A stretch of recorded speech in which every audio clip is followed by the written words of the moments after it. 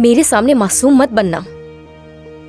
मुझे मालूम है कि ये सब कुछ जानबूझ के किया है तुमने।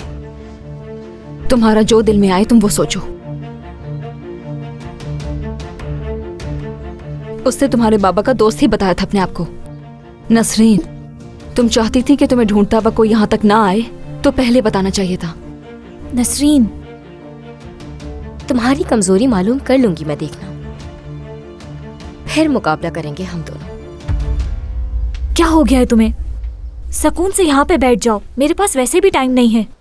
मुझे यकीन है इसने जानबूझ के किया है। उसने तुम्हारे बाबा का दोस्त बताया था, तो इसमें इस बेचारी की क्या गलती है? इसने कुछ भी सोच के बताया हो। वो मुझे दोबारा अगवा कर सकता था क्योंकि इसकी वजह से उसे मालूम हो गया है कि मैं यहाँ रहती हूँ। अब क्या करोगी? करीम साहब से बात करके उनसे मदद मांगूंगी। आतिफ एक बहुत ही घटिया आदमी है, कोई इसे अच्छी तरीके से सबक सिखाए। काश